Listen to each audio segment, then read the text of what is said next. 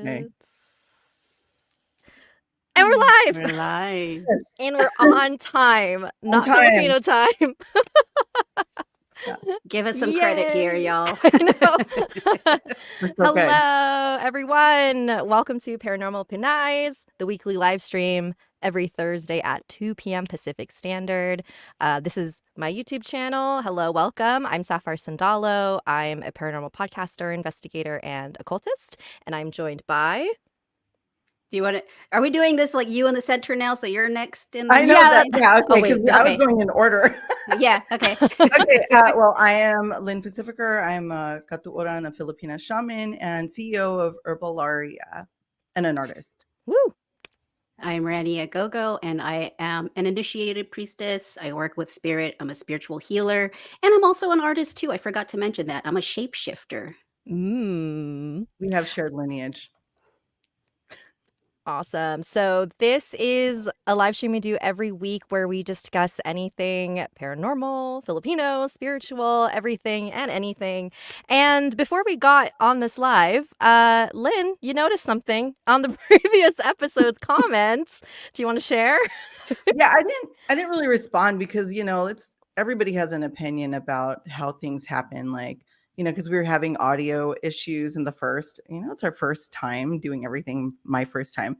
So I was like, oh, things happen because of spirit. And, and somebody said it, not everything's paranormal. Well, yeah, I definitely believe in debunking things, but I also believe everything is spirit. I don't believe everything has to have paranormal associations or that type of behavior from different spirits, but I do believe spirit exists in everything. And so when we go on late, it was meant to be that we went on late. It was meant to be that I switched my Chrome browser to another Chrome browser, and I needed to know that. So that may not have been paranormal, but that was definitely spirit guiding me to change my browser. Yes. Yeah. And when you're talking to people like us who are very spiritually connected, very divinely connected, we know when our guides are talking to us. How about that? How about we have this show because we know what we're talking about? Oh, how about I that? love that. Ooh, I got chills. I know my tattoos are activated right now. They're like, oh, yeah, That's the Yeah, fire. they're like, yes, yes. I mean, it is a Awesome. paranormal show, you dingus. Yeah. Right, It like is. what are you doing here? Like have fun. Also, just to remind everyone in the chat watching live right now, you are welcome to send in any questions, comments, and we'll throw it up on the screen and we will answer it to the best of our abilities. So anytime during the stream. We do. Oh my God. Adam. Okay. Here, Adam loves knowing what everyone's favorite Pokemon is. So if you have a favorite Pokemon, go for it. I do. Actually, I was talking to my daughter about this because I was pregnant watching Pokemon with her like No years way. ago. Yeah, that's the cartoon I would watch. And then when she was born, I would sit her in front of the TV because the TV was a little bit of a babysitter for me. And I would put on Pokemon. Actually, it was Togepi. Is that the one that looks like an egg? Yeah, he's like a little baby, and what's her name was like carrying Togepi, and he goes Togepi, and I'm like, oh my gosh, I love you, and I like Squirtle. When they evolve, I don't always like the evolved versions, but They're I less like cute. them. Yeah, I like the cute ones. Even Psyduck was kind of funny, and Jigglypuff was one of my early like, wow, can you imagine if someone didn't pay attention to you while you were singing, and then they all fell asleep on you, and you just drew on their faces?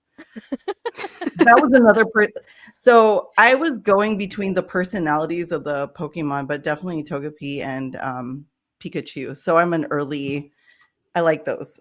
Yeah, the OG Pokemon. The OG ones, yeah. The newer Pokemon evolutions and all that kind of stuff. I couldn't get into it too much because I guess I was just too busy to watch further Pokemon. Yeah. My kids were growing up, and yeah.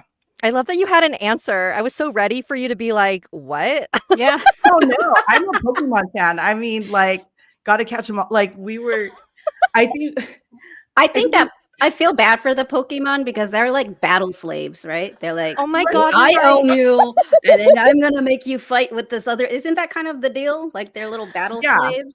Yeah, it was kind of well, you gotta catch weird. them in this thing. So they're wild, and then you gotta actually get them. And then once you catch them, you're like, I got it. So you have a whole collection of them.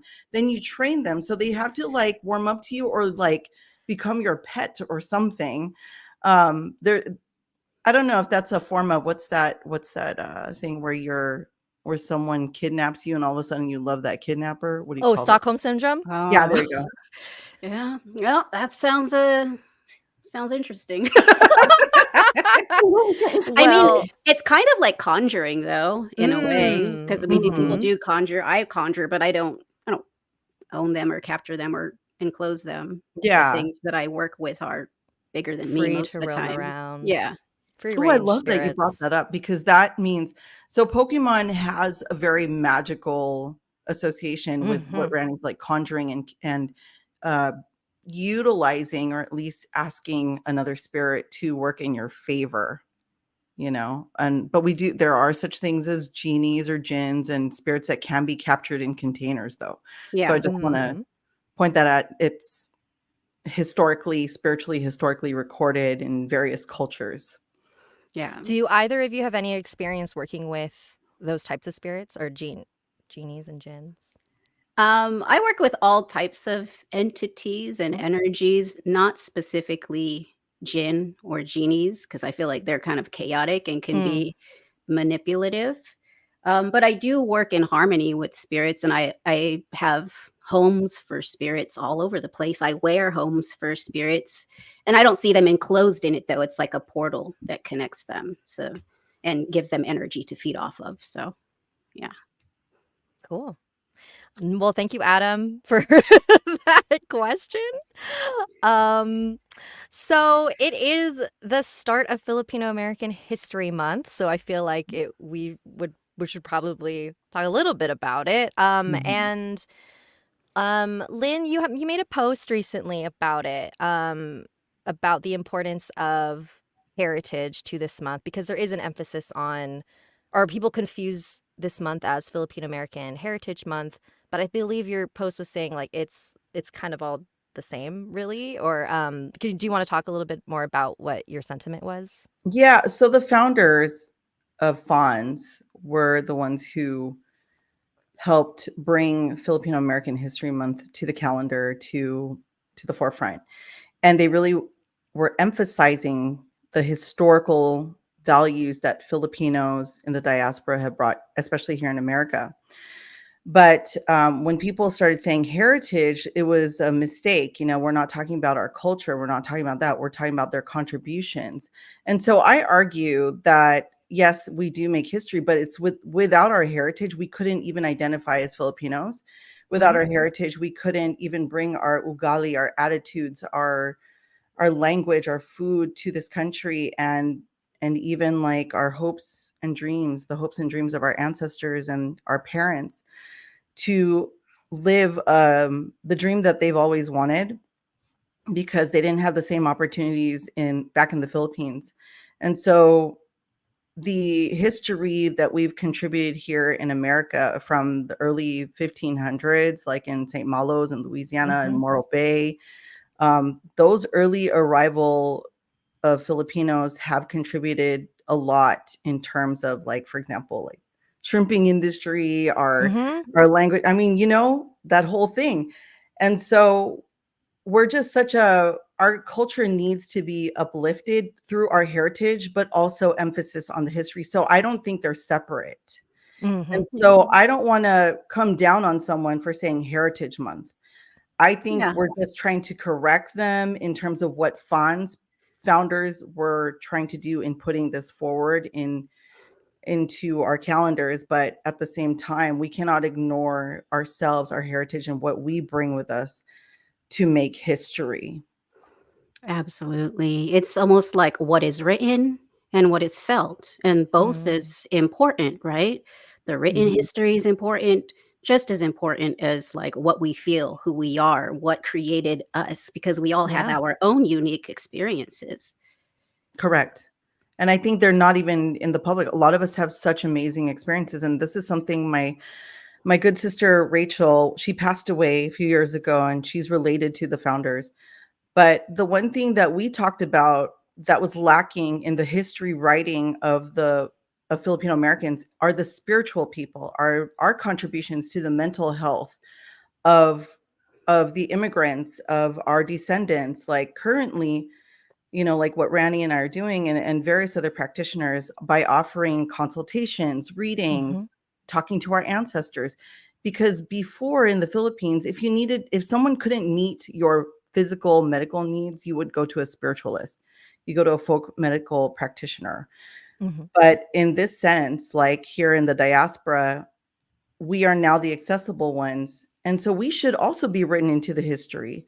And unfortunately, I think that even for the academic side, the approach of protocol hasn't really been reached. I think when you approach a practitioner, it should be approached with a certain respect and reverence.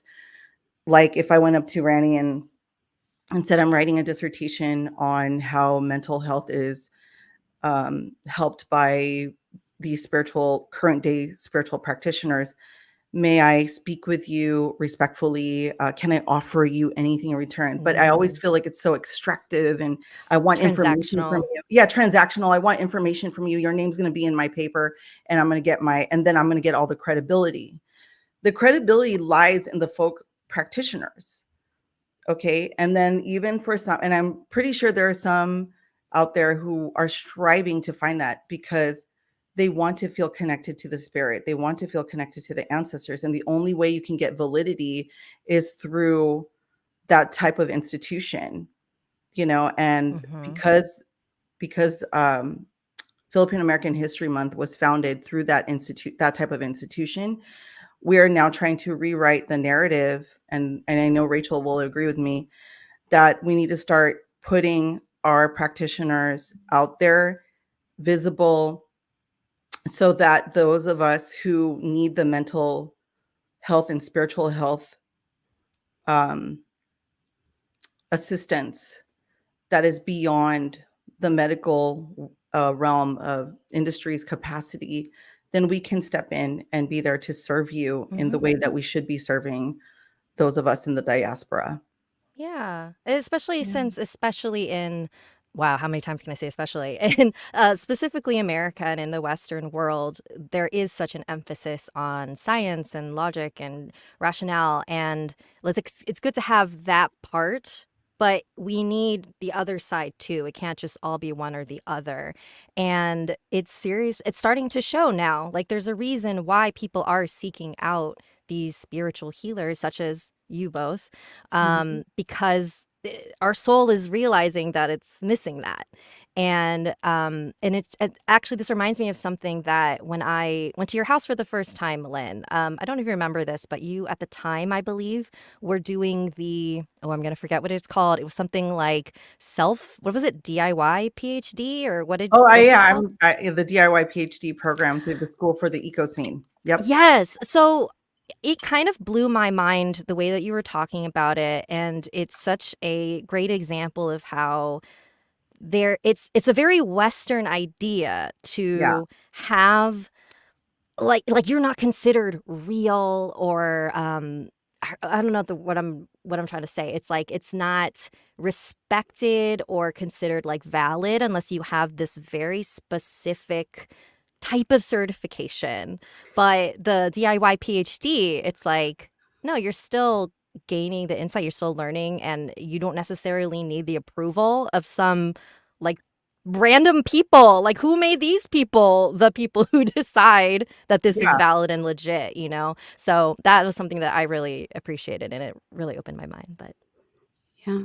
And Yeah. it really, yeah. And it's something that like I had in the beginning sort of like it was kind of pissing me off in ways because like, yeah, people have these like, oh, these certifications and this and this and this. And I'm like, well, I have proof through the work that I do that it's changes lives, Yes. that it heals people. I have therapists and doctors who actually recommend me to their patients that need help that they can't, Yep. they can't do, like therapists and, like someone, and they'll even tell me, my therapist said, maybe I might need an ancestral healing. Maybe I might need wow. this. And I'm like, see, that's the validation that I get, but there's no real piece of paper You know, like, yeah, I went to priestessing training and I did shamanic training, and there's little certifications with that. But like, if you put that on your website, people will be like, "What the fuck is this?" You know, it doesn't. Right. You know, it's It's not like really. You because know, the work, it's the work is the proof. The work is the certification. But there's been yeah, such an emphasis Yeah. on this paper trail. We're obsessed with like, what degree are you? What level are you? And it's like, Yeah, I call it yeah, paper fluff. mm, You know, people want to fluff themselves, but you know, I get it. I get it. Don't, I mean, it's the Western society has made it that way. When we graduate, we get a paper. When mm-hmm. we, you know, when we do something, we get certified so that people feel like we're validated. But like going back to the point of our work, we don't need to defend our thesis. There's nothing to defend to a group of people. And back to my DIY PhD dissertation is on Mama Guava. It's the work I've been doing for over 20 years with the guava tree. And we were the original teachers here in the diaspora on how to use like burning guava leaves for cleansing, making the guava oil. And I'm really proud of that. But I'm not gonna, and so everything is gonna be written in the book that I'm writing. And who I'm presenting that to is not a group of other doctorates. It's my community. The community is the true people who will approve of your work, who need your work, is accessible. No, you don't need to go on academia.com to access these papers and pay a monthly fee or a yearly fee to get this information.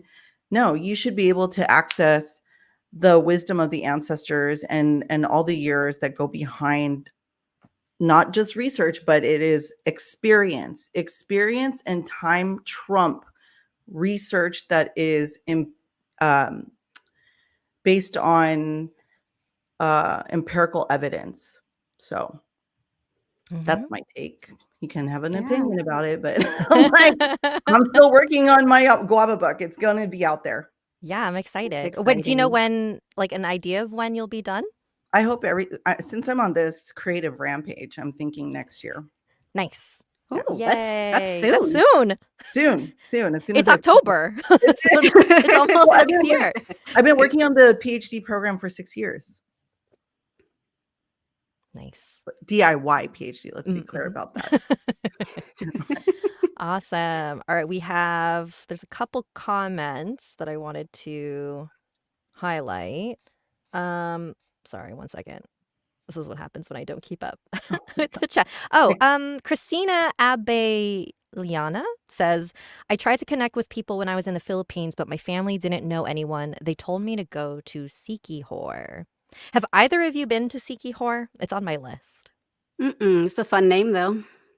That's where they say all the witches are. But where we're from, Randy, we're from the Panay Island, you know, right? Your ancestors are from Panay. So Mhm. that's like original for the Aswangs and a lot of our folklores. So Siquijor is that island. I've never been there. I know I have friends, and my dad always told me we have lineage there, but I've never been called to go there. Mm-hmm. So you don't have to go to Siquijor. You can go to Quiapo, and all those people are there. All those folk practitioners are there. You can go to Panay. You can go to anywhere that's more remote than a city. But Quiapo is towards like Manila. You can do that. But honestly, it really is about your journey to the motherland and allowing the ancestors introduce the people that are appropriate for you to meet without you having to force yourself in any way, shape, or form. When you are connecting with people, people know people. And that's really how I feel that is the most authentic way of getting in contact with elders and people who are in the know. Nice. This is not really a question, but just a comment. I'm so sorry if I Pimjai. mispronounced. Pimjai Taksana. There are people of color, therapists, and doctors who respect spiritual healers and see it as a part of healing a person as a whole and not just the body. Yep. I agree. Yeah, and I'm glad that Definitely. that's where we're trending towards. I feel like maybe, I don't know, a decade ago that was not the norm. And then now there's definitely more discussions of addressing all of our bodies, the physical and the mental and the energetic, all of it. Oh, here, now we have a question. All right. Thank you, Pimjai. Have you guys ever noticed any spiritual practices that are common amongst Southeast Asian cultures? Yeah. Venerating nature, spirits of nature, having multiple energy sources of energy to work with as opposed to just one. That's one thing that I see is pretty common. I agree. Like multiple gods or offerings. If I go to like Vietnamese culture, Thai, even Indian, Philippine, some Philippine offerings, because a lot of them are Catholicized, but the ones that still, no, even in Catholics, offering candles, incense, that seems to be the basic thing, not even just in Southeast Asian cultures, but throughout the world, is offering through fire. Yeah. And maybe flowers and food. Food, yep. Yep. So I think that's pretty common. Yeah. Even just, ancestor worship is very common among all of them. I know, like, most cultures, but, like, particularly Asian, I believe. Great question. Christine says thank you. Ate You're Lyn. welcome. Randy, do you know who Pimjai is? You read it like you knew the name. She's one of my students, and so is Christine. Oh, awesome. Hello. Welcome. Christine is Tinny, so she just recently got the necklace from you. I saw. You must share.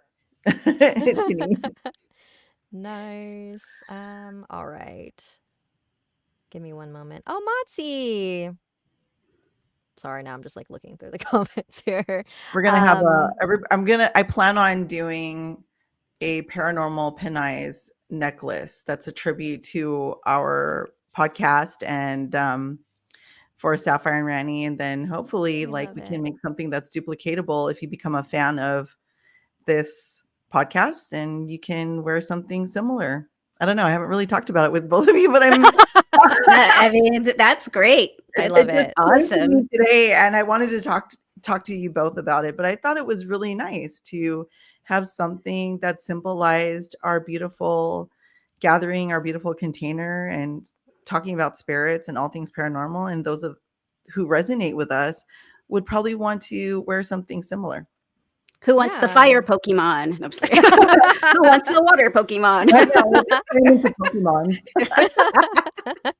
I love. Oh yeah, Adam says a swung togepi necklace. Yes. Oh my gosh, I would love to make that. Yeah, that would actually be pretty sweet. I feel like that'd be a hit. I'm gonna work on it, Adam. Make sure you follow me on Instagram, so maybe I'll post it and they'll be like, she did exactly what I was suggesting. I love it. So, and speaking of Paranormal Pinays and the show, it's going to happen. Just don't know when, but it's going to happen. Yeah. Let's talk a little bit about why our show would be different from other ghost hunting paranormal shows. I think that the goal would be harmonization and healing as opposed to provoking and just trying to I don't know, the when I watch those paranormal shows, it kind of gives me this icky feeling, right? Like they're trying to exploit spirit as opposed to work with spirit. And not everything is demonic or evil either, right? You don't have to banish everything. Yes. Sometimes you give offerings and you harmonize with them and you're like cool neighbors. You know what I mean? Yeah.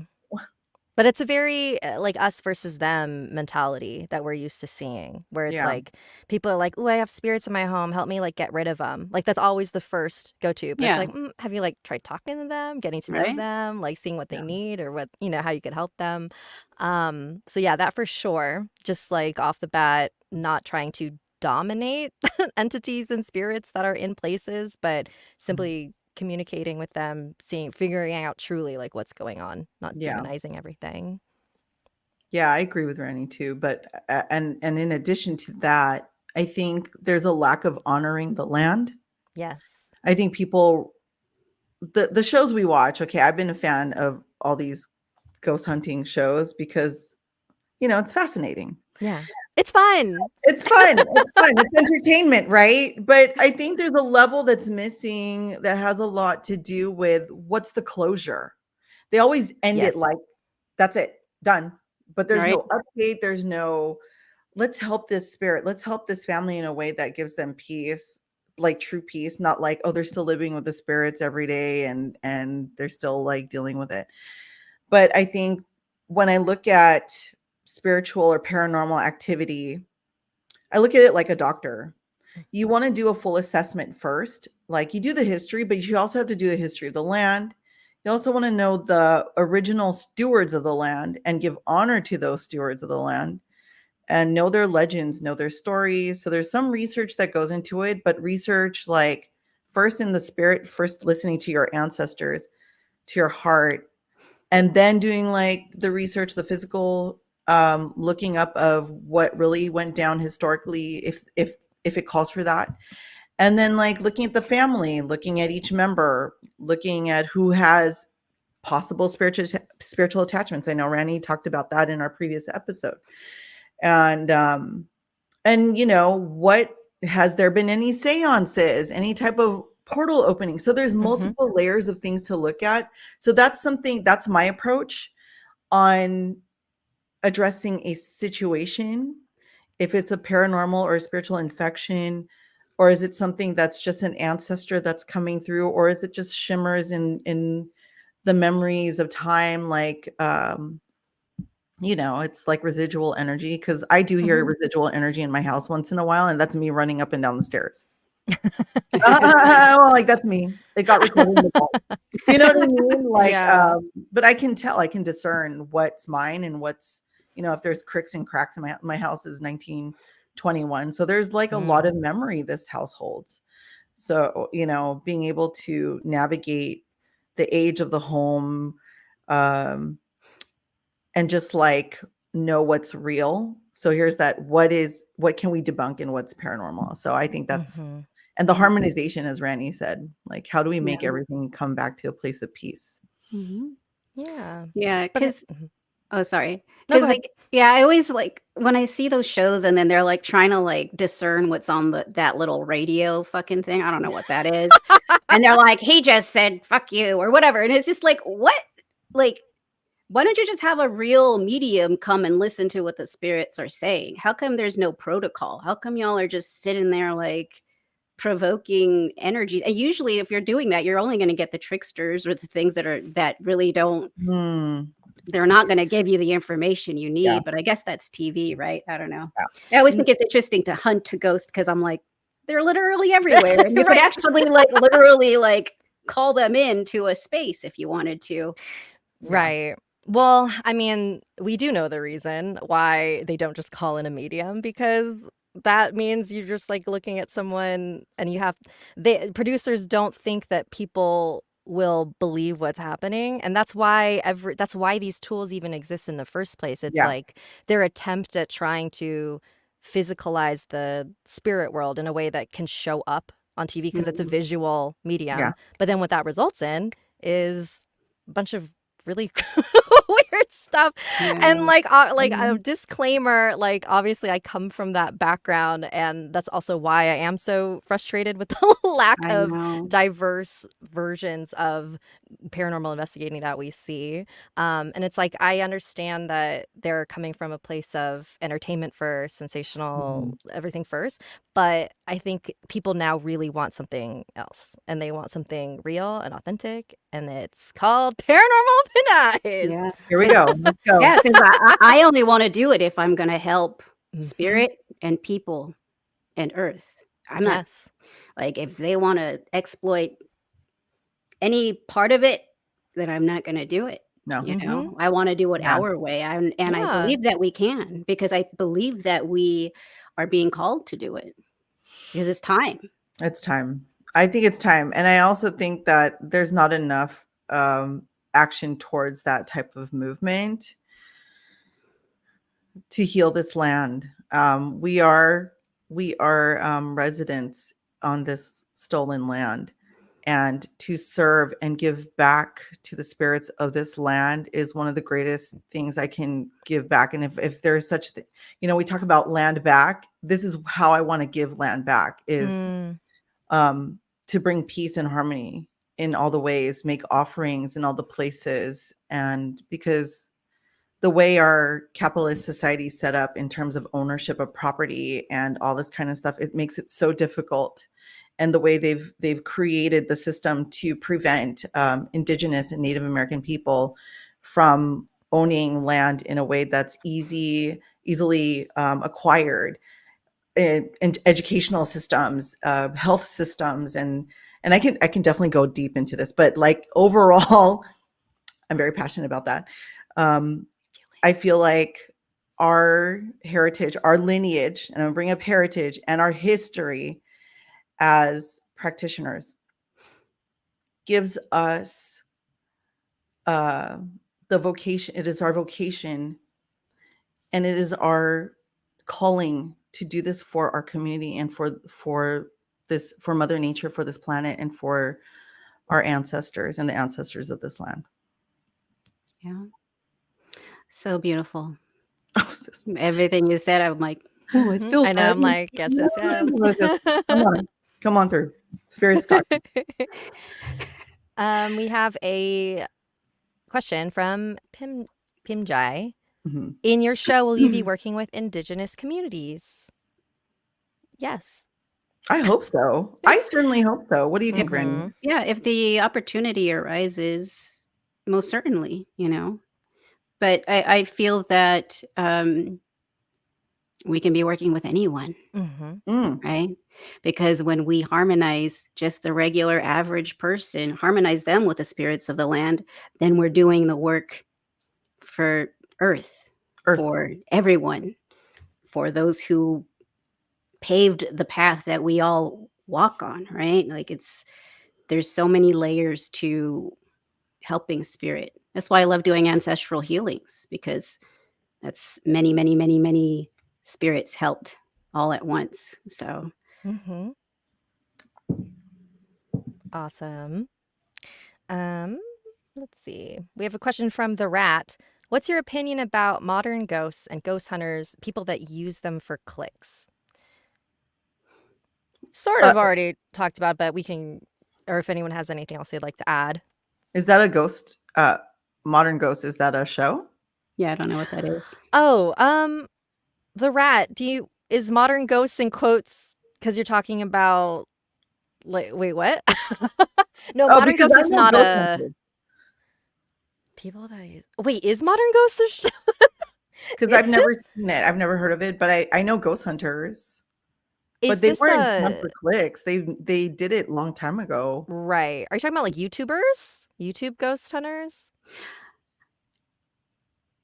I know someone who worked with a fairly popular ghost hunting show, and he was immediately like just grossed out because he's a real witch and a medium, and he was saying that like the guys were doing things that were absolutely fake, like moving things in the room and saying that didn't like acting like things happened, and he was just like, I don't want to do that. I don't want to be a part of this. So, I mean, yeah, I see it and I already know because it's just sort of bad acting. I'm just like, and I'm one of those people that when it's even when it's a movie and it's bad acting, I'm tuned out and I'm like, I can't watch this. This is upsetting me. I'm the same. I just like zone out. I zone out. It takes me out. Yeah, I'm like, where's my phone? You can continue watching this. I'm gonna look at my phone. Love it.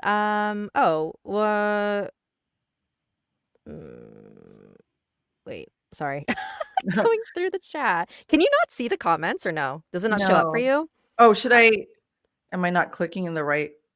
Oh, there it is. It's like on the right side. Chat. Oh, interesting. Yeah. Yeah, you guys can see the comments too. Oh, but okay.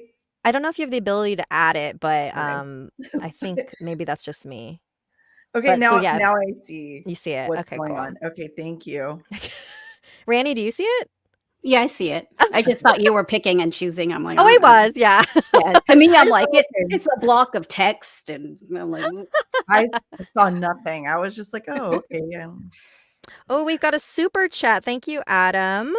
He ooh, says, I love how TV mediums can ask if someone in the crowd has a scar or a certain name so the spirit can tell you where and how she got a scar, but not, I'm Dave Jackson, that's my wife, Carol.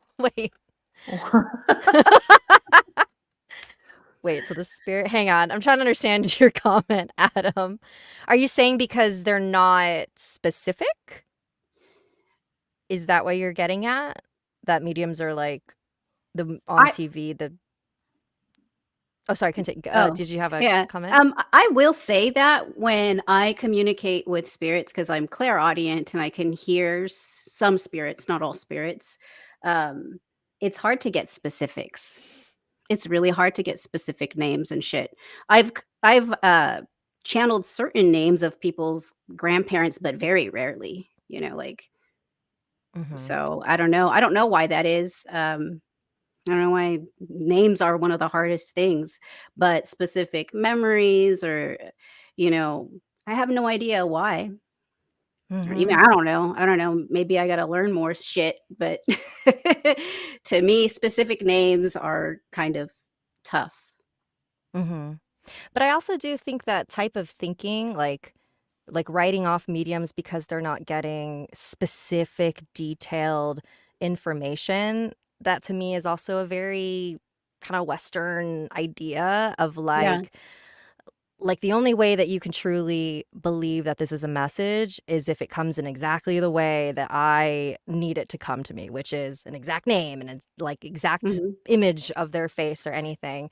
But these messages come in ways beyond words, in Yeah. ways beyond just simple language. Yeah, spirit communicates in so many different ways. Like sometimes receive smells, images. I close my eyes and I can see things. Oh, sorry. I'm apologizing to my microphone. Um, sometimes I hear things, or sometimes messages just come through. Um, and usually, when the messages come through, I just let it out and it means something to the person. Like, specifically, one time I was doing a reading for someone, a session with someone who wanted to communicate with her ex boyfriend who had passed away. And I immediately smelled fish. And I don't cook fish. I'm vegan. So I was like, I just let her know I smell fish. And she just starts crying. He was a fisherman. So that was like Mm, validation that he yeah. was present and giving her Wow. the messages that she needed to hear. But I didn't get his name, I didn't get his address or anything like that. But it was enough for her to know that that was like the connection. And it's more than just the words and the smells and it's a feeling, Mhm. because when you connect people to their passed away loved ones, they feel it.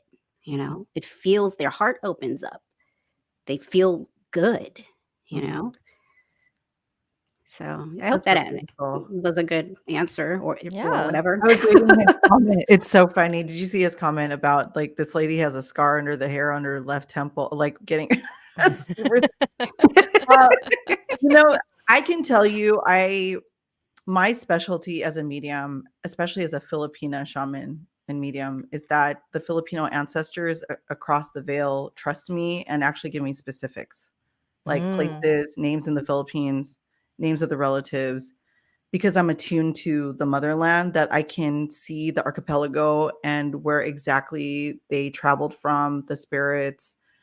Um, yeah, like that's how specific I get when it comes to Filipino ancestors. When it comes to other people, I can be specific too, but sometimes it's like, as Randy said, like the feelings, the images. Um, Sometimes I feel it in my body. Like if there's a pain, like I'll feel a pain in my back or feel a pain in my chest. I'm like, he died of a heart attack. Mm.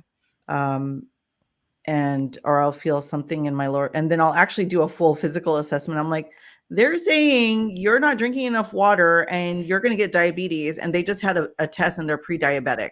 You Oh, know what I wow. mean? And so sometimes the ancestors are a bit of a tattletale because they're telling me something. So that's how specific I get, but I have to be in this type of an environment versus, as you were saying, like if you were in a crowd doing a mediumship reading, you're full of like other spirits. Of course it's going to be hard to hear. Of course. And so like I'd have to be like, hold on. Can people just be quiet? The spirits, like I'm reading this person and then some other spirit will jump in front. So there's like, when there's a type of enthusiasm in the spiritual realm for being heard, they can get rude, or, you know, they might go, hey, it's my turn, you know, like depends. You know, there's certain behaviors on the other side that they may have had when they're living and it hasn't changed when they're dead, you know? So like, okay. But yeah, and I won't be like vague. I'm pretty on point about, and I make people take notes when they do mediumship readings because my readings go out about 10 years ahead of time. Thank you for sharing. Was that good enough for you, Adam? Yeah, I know that feeling though, when there's too many spirits trying to communicate at once. And it's like, that's why like doing ancestral healing really helps, because then it's like a turn of the knob where it's like, at first it's like, oh, the squeaky wheel gets the oil, right? You start hearing all this stuff and you're like, okay, well, we're going to do an ancestral healing. And then it's more easy to communicate, to receive messages that are better, right? Like better messages as opposed to like, help.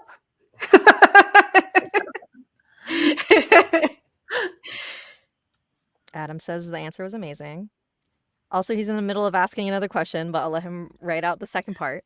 Do I have a comment on that? Can I just say, I feel so empowered now that I see comments. I know, I can't believe you did it before. I feel so bad.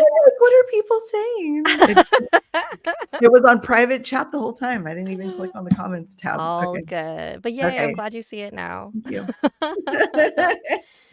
Adam, what's the second part of your question? He says, okay, so I have another question. Obviously, connecting with a lost loved one is tremendously emotional, and that connection could provide closure. I can. 1 out of 2. Okay, we'll let you finish that. I can. But I also think it's like a two-way street depending on someone's grief level. If someone hasn't fully healed, they're going to want to go to a medium constantly just to talk to their loved one. And there you go. There's the other part. Have you ever seen someone get addicted to communicating with their love? You already knew what he was asking before he asked it. Have you ever seen someone get addicted to to communicating with their loved ones and not moving on when they should? Yeah. I mean, not with me, but I know that can happen. Yeah. During sessions, I try to give them some validation of spirit, like their family, but they usually want them to focus on, you know, them. Like spirit wants the person to focus on where they need healing, what they need to look at. They don't want them to focus on them being dead. So it's usually like, yeah, they're present. They love you. This is some information, but really it's more about like what Lyn was saying. You need to drink more water. You need to ground yourself more. You need to eat specific foods. Those are the messages that usually come through. So being a medium is like fun, being able to hear spirits, but I try to mainly connect with the higher self, the higher guidance, as opposed to just the dead family, because usually it's like higher guidance that's most important. Because while it's great to know that we have ancestors and family that are there for us, rooting for us and opening doors for us, sometimes it's important for us to focus on like life and reality and actionable things to make our life experience better. Correct. Love it. All right, we have a really great question from Pimjai. Have you guys ever turned away the ancestor who caused the original pain? An example is in my family. We hold a lot of anxiety and depression, and it seems to be passed down from a grandparent, etc. Turn away? Like in a session? Yeah, Pimjai, can you clarify? So, for example, have you guys ever turned away the ancestor? So basically saying like, you know what, I can't talk to you because this person, you caused pain to this person. I guess in that sense, I've never personally turned away anyone. Mhm. But I will say, when I'm in a session and that particular ancestor is there, I don't make it like they're conversing with the person they caused the pain, but more like I'll say, well, this person is the source of this. And they'll start crying and they'll acknowledge that and be like, but in order to move to the next level of peace and in spirithood and this and that, this needs to happen, blah blah blah, or they're sorry, and it just like causes. And sometimes they'll apologize, and other times they just don't know, they don't understand how. And it may have come from that one person, but that energy that was in that one person, that energy originated from somewhere else as well. So as much as we'd like to say it originated from that particular ancestor, that energy that we want to look at, if we want to do a healing, ancestral healings, we have to really go further back and say, Mhm. okay, that's where it comes from. Mm-hmm. It's either from a past life that resonated in the present life. So when they died, they still reflected that past life. So there's that nuance again, that spiritual layer is like not Mhm. everything is black and white. And Mm-hmm. and so this is where we help with ancestral healing and relieving grief, relieving the sorrow, at least like giving you some peace, is bringing to awareness. So the awareness piece is really the healing part. So as soon as you're aware of what that ancestor did or what they're saying or where the source is, it helps bring closure. And so what we want to do is close that portal of pain. And hopefully you released something from it, but also gained something from that as well. Yeah. Yeah, when it comes to healing spirit, mainly it's healing your perspective with them too. Because Mm-hmm. sometimes a spirit isn't going to change. Because I can open a portal for healing, and then I see some echoes that will heal and move on, and then there are some that won't. And I don't even really feel that that part is even necessary to bring up, because if a person is starting to heal their perspective, then that's the work that needed to be done, right? Mhm. Yes. And that's why sometimes ancestral healings have to be done multiple times, because we can only focus on so much at once. Sometimes there's like a lot of times, I guess that's probably just this year. This year, there's been a lot with the women in families and the abuse that they went through and the patterns. And then those patterns kind of bleed into like the family that's living currently. So we try to focus on that, healing that part. And it really does help. It helps to soften family. It helps for the women to be seen more. It's really beautiful to see what happens when we heal in the ancestral realm, what happens to the family. Mhm. Yeah. Are you both familiar with the concept of 7 generations? Like it Mhm. takes 7 generations to heal a trauma. I only learned about this. I think I saw a video on TikTok recently of somebody explaining the study that I forget where they did it, but they had these rats and these poor rats, they would shock them whenever they got near a cherry blossom. And so eventually the rats learned to not go near it. And then those rats mated with rats that were not shocked. Those babies were afraid to go near that cherry blossom too. Even the scent also scared them. And it took 7 generations for that fear to leave. And apparently, I guess in indigenous belief too, or Native American belief, there's a concept called 7 generations where they understood that already. I just recently learned that, and I thought that was really cool. That's fascinating. Yeah, Yeah. that But makes it's sense. mhm. I But it's feel not, like, yeah. yeah, I feel like, yeah, when I do ancestral healings, I call upon the elder ancestors to help with the more recent generations. Mhm. So that makes sense. I don't put a number on the generations or Mm, anything like that, but it really does make sense for with what I do. yeah. Yeah, I've heard Um, of that. 7 generations back and 7 generations forward. hmm. Even curses are given out like that. I curse you, da da da, 7 generations, da da da. And I'm like, okay, let's Oh. not do that.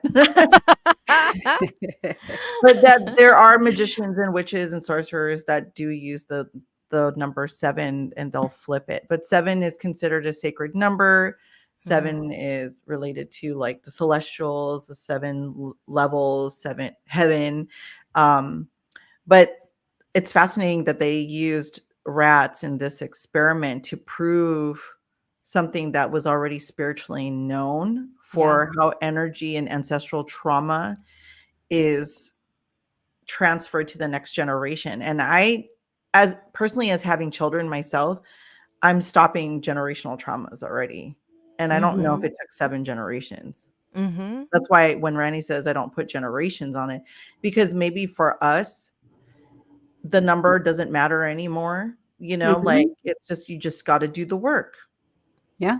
The sooner the better. Why we got to wait 7 generations down? Right, Like Yeah.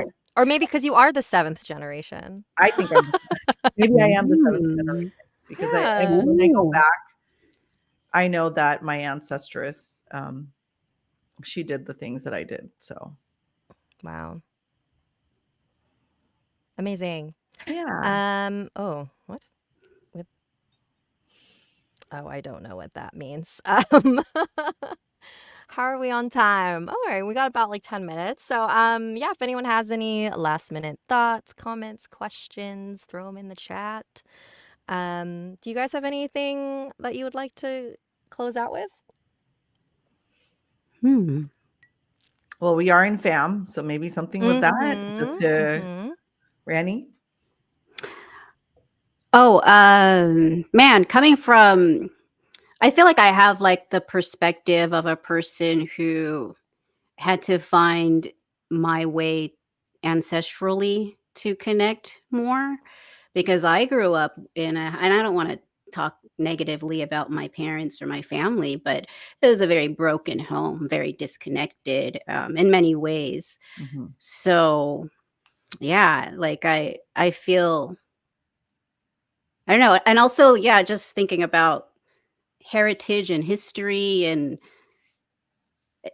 man, it's like it's kind of a hard subject for me because there's a lot of like it's actually just this year. I've been doing ancestral work for other people for a while. It's this year that I started doing a little bit more and a little bit more. I mean, I guess every couple of years I get a little more deeper with my ancestors, but there, for a long time I kind of kept my distance because of the stickiness, right? Yeah. But when I see these celebrations, I get excited and I'm happy for that. I also experienced personal traumas growing up being Filipina in a neighborhood in a city or a town that was very small. So we were like literally the only Filipinos for a while. So they just thought we were Mexican. We were just this brown family, and they were making fun. I remember my dad getting made fun of for his accent.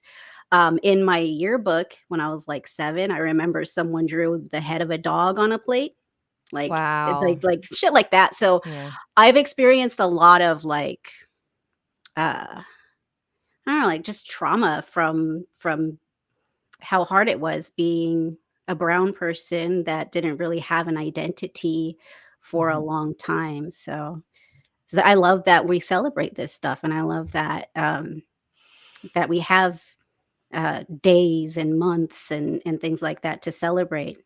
Yeah. Thank you for sharing that. I Yeah. also want It's to all we're celebrate. closing. I'm like, let me leave on this really sad note. No, I mean, I'm going to end it. Hold on. I want to end it with, not end it, but I want to also celebrate Rannie's abilities, even though she kept her distance and,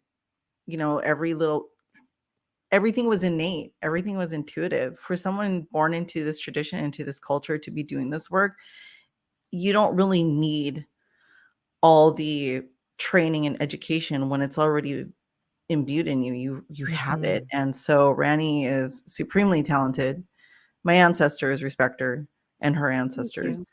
Oh, absolutely. And so that's why I want to say, even though you spoke with your traumas and having those experiences, everything you've been through since you were younger already was being showed to you and guided to you by the most ancient ancestresses.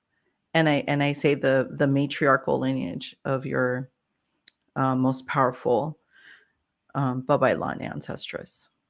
Thank you. And that's something that I've like, and that's why yeah, to me it's not sad because I am really grateful that I have been guided by the ancient ones and I have this fierceness and I've always been able to see through a lot of the, at a young age I was like, these are my fucking parents.